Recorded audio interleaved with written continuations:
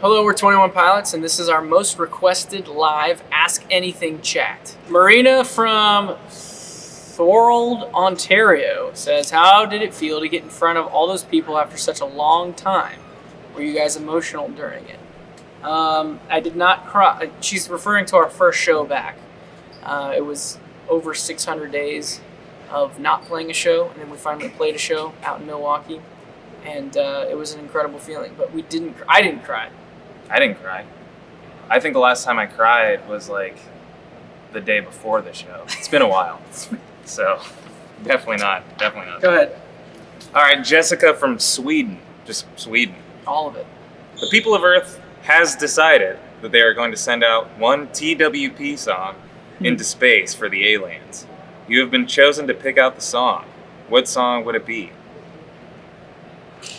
Well, first of all, people of Earth have decided, not has decided. So yeah, and TWP. It's all right. She's from Sweden. Yeah, it's fine. Give her a pass. I guess the song that would make sense would be "Heathens," just so we can warn the aliens what kind of people they're dealing with if they want to come to Earth. Carisha from Durban, South Africa.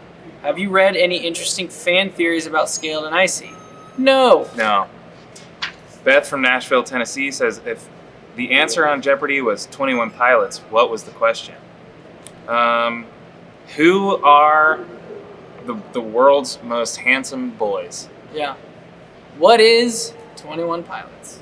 Josh Dunn and Tyler Joseph take flight with this blurry face band. Joe, what is 21 Pilots? Good, you're on the board now with without. Josh from Iowa City. Will you be getting any Scaled and Icy related tattoos in the future? If so, what do you think it should be? I've actually thought of that. I might do that. Really? Yeah. Okay. I was thinking about getting a tattoo for each record. Is that dumb? No, it's not. Okay. I want to get at least one TWP tattoo. 2 TWP. Let's go. Carol from Lakewood, Colorado. I would ask a question, but on Saturday, we paint the town. Thanks. Nice one, Carol. Great.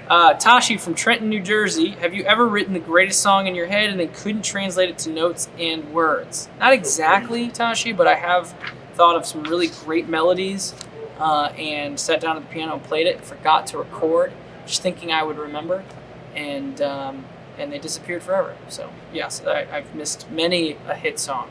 They were good in that moment, though. Yeah. That's what counts. Bendy from Hungary says, why is it called Takeover Tour? Well, it's a good question. This is a format that we've only done one time where we spend 4 or 5 nights in one city. Normally a tour is one night per city where we pull up and we play and we leave. This time we're pulling up, we play one show, then we go to the next show in the same city, and then the next show in the same city, and then the next show in the same city, and we play 4 or 5 shows. So we're basically taking over all the venues that we've played before in each city as we go. I don't know if that makes sense, but we're there for about a week at a time. Marina from Naples, Italy. Josh, how's your motorcycle? A waste of money. Let's play some softball. Sorry, did you want to answer that? A waste of money.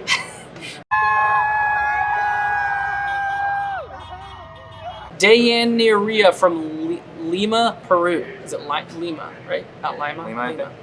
Do you know the exact color of pink that Tyler used for his hair? Waste of money. A waste of money. Go ahead. Autumn from Ridgefield, Washington. How did you come up with Trash the Dragon?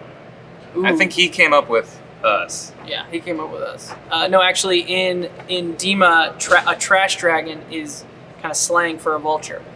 Can you do signed, Scaled, and Icy CDs or vinyls, please?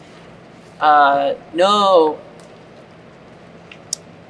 Nicolia from Parker, Arizona says, "Why does Josh hate bananas?" Well, because they're god awful. They're What are you talking about? Here's the thing. This is the main issue with it. Is the mush of it when it's in your mouth. It's just squishing around. I don't even want you to talk about it anymore. You should hate them too. I got nothing left. Oh. Jay from Weatherford, Texas. Why has Regional at Best never been out on Spotify? Thank you very much. Thanks to Most Requested Live and Romeo for having us on the show tonight. Our new song is called Saturday. We'll see you out on the road. Seriously, thanks for the questions. Yes, thank you. We wish we could do more, but you guys couldn't think of anything better than that.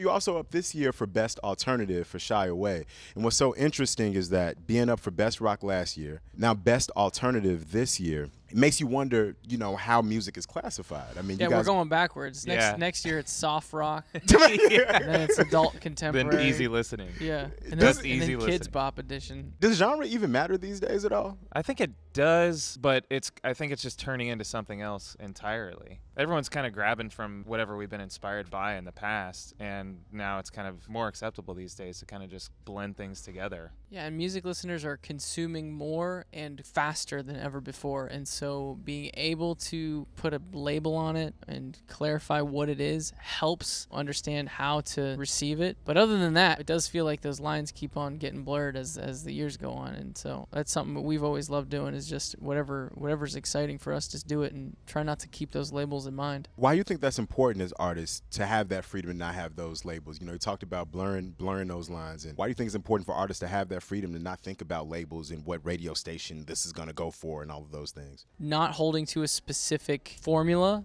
is just another way for someone to feel like they have creative freedom. And you know, nowadays with a lot of, you know, different labels and partners and everyone involved in someone who makes music, I think everyone as a fan and a consumer of music is wondering, is this person making their own decisions? Are they really, are they really owning this? And when you see them try something different and take a bit of a risk, you know that that's probably indicative of the fact that they're making their own rules. And so that's it's always good to see. And I think because of that, because the artists that we have around us right now are in charge of what they want to put out, have more leverage than ever, you know, get the better deals, you know, and have more say in what happens on a creative level, you're starting to see more risks being taken, and that's why those lines are starting to get blurred more and more as time goes on. And it's exciting. I'm glad it's happening. What did serve as the inspiration for the album title Scaled and Icy? I mean, it goes without saying, this whole record was written in isolation, you know, and using that word isolation and scaled back. It did seem like everything that was being created almost had a bit of a certain flavor to it, because there wasn't that in-person collaboration that you usually experience when making music. And so it was really inspired by being forced to be alone, being forced into, you know, one specific space. And, you know, the more you live in a space, the more you start noticing detail. That's right. You know, even if that space is very small, even if it's very confined, and those tiny details of that room, specifically the floorboards or the way that the walls connecting to the ceiling, that can be like, what is that a metaphor for? And you can actually write a song about the very room that you're sitting in. And so this record is kind of taking a microscope to your surroundings and looking at things as close as I've ever looked at them before. We're so excited. The fans are excited for your performance at the VMAs. What is it about you guys that creates such a visceral connection between you and your fans? Because not every artist has people creating whole websites to define the message behind an album. Like, that is unique, and that speaks to who you are as an artist and the connection to your fans. Where does that deep connection come from to the fans? I know why it is. Why? It's because we're so hot. Like Tyler said, if you know there are things there, and what kind of perpetuates that is that people are eager to dive in and find it. And so I think that we've just found a really good relationship with people who listen to our music, to where we like to create things and they like to put their own meaning to it or find the meaning. I think that has over time created a really cool connection. And they're also very creative themselves, and that's what's so Absolutely. awesome. My wife is pregnant with her second child.